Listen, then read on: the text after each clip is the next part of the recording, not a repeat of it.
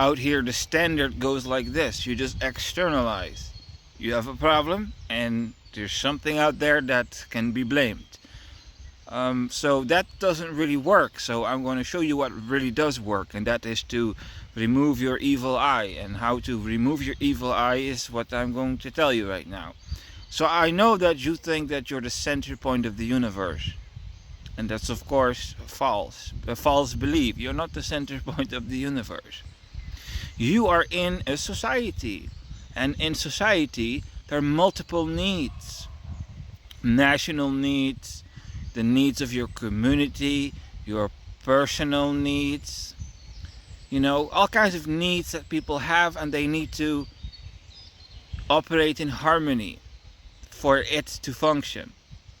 So if you experience something in your life that is experienced as a negative experience, like being condemned by a judge, then that judge harmed you, but the pain that the judge inflicted is not evil done to you.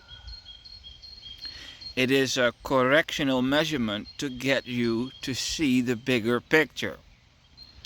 So as long as you are focused on this idea that you are the center point of the universe, then everything that is experienced as a negative experience is caused by evil people, whereby you then end up looking at the world in the way that you're the good guy and everyone else is the bad guy, the potential bringer of bad events, whereby you all of a sudden start criminalizing society before they even have done anything to you, and then develop an evil eye. And when you develop an evil eye, the next stage kicks in.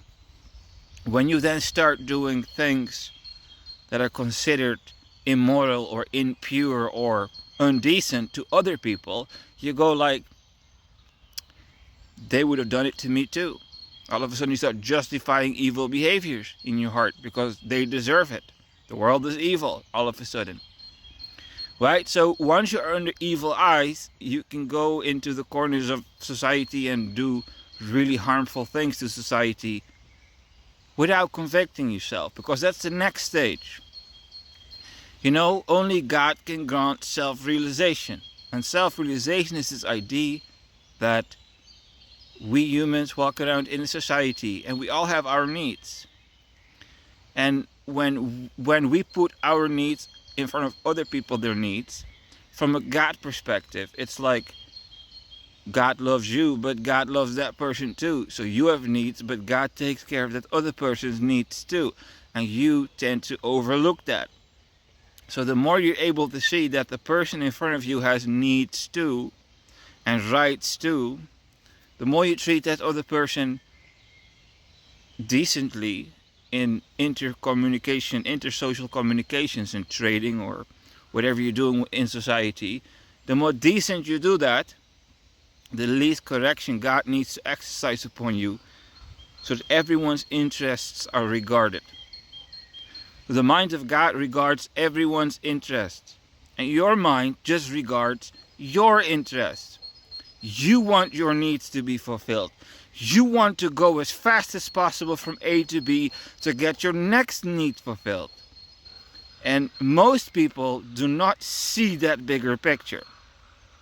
Removing the evil eye is done when you see that you're not the center point of the universe, and that everyone has a purpose in God's universe, and everyone needs to do that which he or she is purposed to do. And when you start damaging other people their purpose because of your personal needs, that's when things start happening around you inflicted by the court, the clergy, the state, and so on, that you experience as negative.